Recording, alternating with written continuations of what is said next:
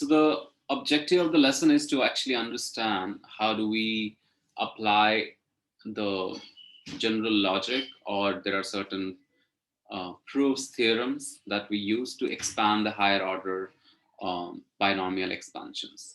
Now, when you look at the expansion of a plus b the whole squared, like we all know that the formula is a squared plus twice ab plus b squared.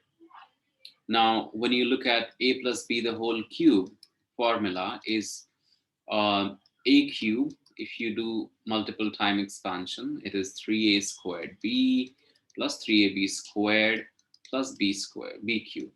This will be the expansion formula, which, like, if you are not aware about how to get it, you could just do a plus b the whole squared times a plus b. So this is the general expansion. Like, you apply it and you'll get this expansion.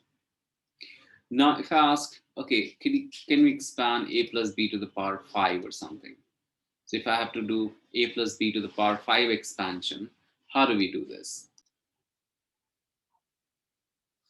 So when you have the expansion as a plus b to the power 5, sometimes it's a little difficult to actually open it up. So what we do is we just use the general logic, and there is a tool that we can use, is called Pascal's triangle. So now when I just use the coefficients that are there, like the expansion of a plus b to the power 1 we got is a plus b itself. So what I'm going to do is I'm just going to keep writing the coefficients, like I take 1 and 1. Then you have next up is 1 2 1, next is 1 2 1, then we got 1 3 3 1. These are the coefficients for the next one. And now how do we write down for the next few rows? So we add these two, that's 4, add these two, that's 6, add these two, that's like 4 again, and you have 1 and 1. Then if I look at here, that this will be 1 and 4, that is 5, 4 plus 6, that's your 10, 6 plus 4, 10, again 5, and 1 and 1. So when I'm expanding the power to the power 5, here what we can do is I can just put these numbers first. So 1, 5, 10, 10, 5, and 1. So the expansion, if you also observe, it starts with the highest value that is the same as power. So it will be a to the power 5. Then you can see that a goes on falling down and b goes on increasing. So a to the power 4, a to the power 3, a to the power 2, a to the power 1, and a to the power 0, which is going to be obviously 1. Here it starts with b to the power 0, b to the power 1, b to the power 2, b to the power 3, b to the power 4, and b to the power 5. So when I add these terms, which is going to be basically the expansion of this.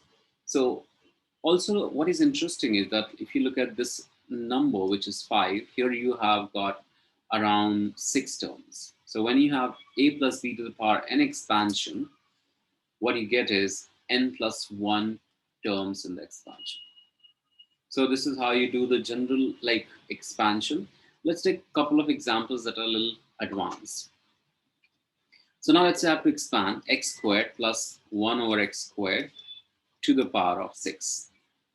So when you do this, x squared plus 1 over x squared to the power 6, you need Pascal's triangle for the 6th row. So if you do the same thing, 1 1 1 2 1 1 3 3 1 1 4 6 4 1 1 5 10 10 5 1, and of course it will be 1 6 15 20 15 6 1. So this expansion, you'll have 1 6 15 20 15 6 and 1. So now our a value that you got here is x squared. So x squared to the power 6, x squared to the power 5, x squared to the power 4, x squared to the power 3, x squared to the power 2, x squared to the power 1, and x squared to the power 0.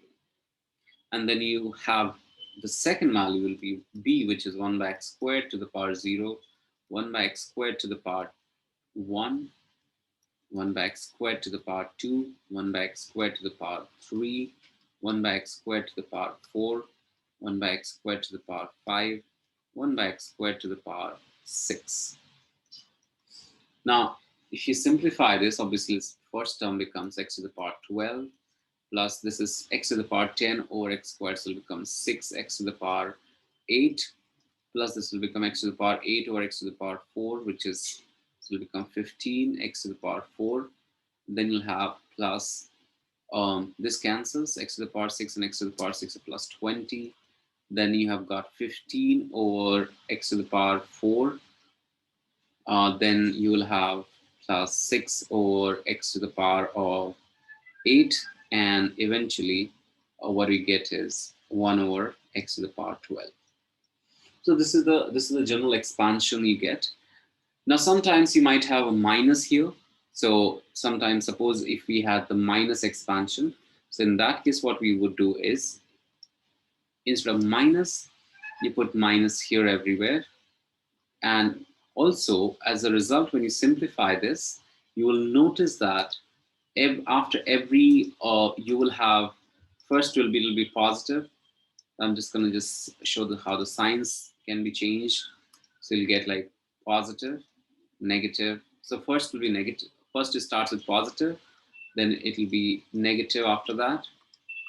Negative, positive, negative, positive, negative, positive. So this will be the way you could do it if you want, for the negative powers. Now, there are a couple of things. Now, assume that this is the expansion that I actually wanted. Now, assume that, now let's say they give us that, okay, expand the other bracket, x squared plus x to the power 4, the whole square. They will say that expand this. So x squared plus x to the power 4, the whole squared.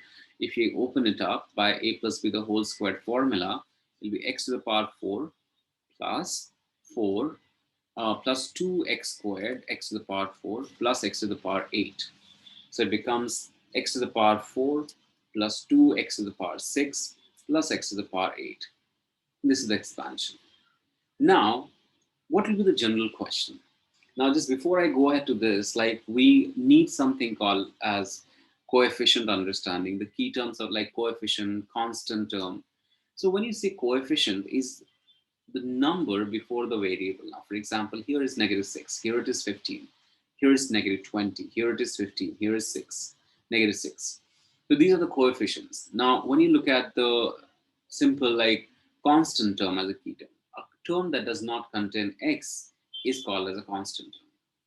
So here the constant term is negative 20. There is no constant term here. Now, what might be the question is basically, they will say that hence write coefficient, hence write constant term in x squared plus x to the power 4 the whole squared, x squared minus 1 over x squared to the power 6 expansion.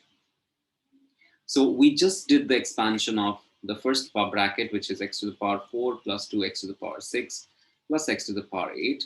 And the second bracket that we have got here is x to the power 12 minus 6x to the power 8 plus 15x to the power 4 minus 20 plus 5 over x to the power 4 minus 6x to the power 8 plus 1 over x to the power 12. So this will be the expansion of the two individual brackets. Now the thing is that I want to find out the constant term of this combined expansion. Now when you do that, now ideally what I'm supposed to do is I'm going to multiply x to the power 4 with this entire bracket. Then I have 2x to the power 6 with the entire bracket.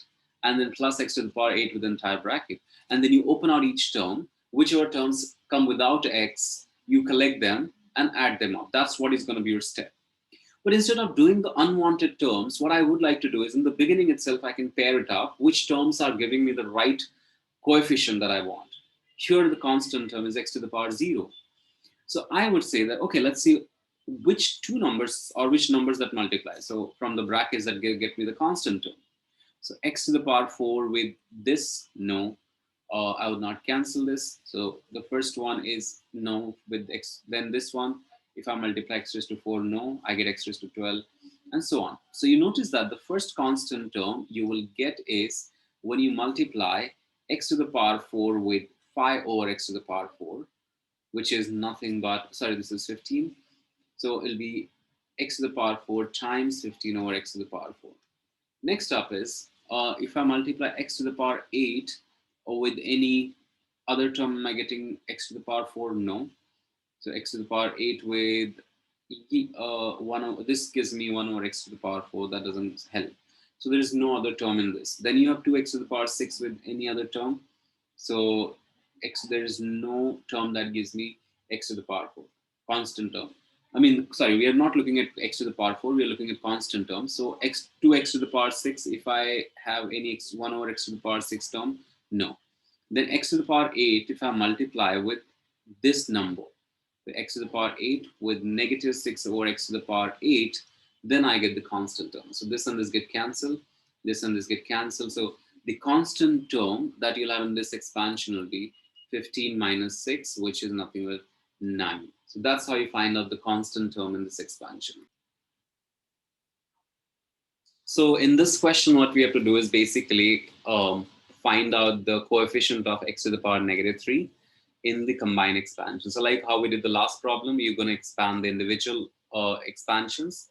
And the second expansion here, and then you're going to look at which combinations are giving us x to the power negative 3 term. So obviously, if you look at x to the power 3 with 1 over x to the power 6, that gives me x to the power negative 3 term, and then 3x with this. Sometimes the signs you ignore that shouldn't be done. So like, for example, here's a negative, and I still do 3 times 6, and then your answer, final answer is going to be wrong. So the final answer that we get here is basically uh, the final answer is 19 over x to the power 3. Hence, the correct answer is x to the power minus 3 coefficient is 19.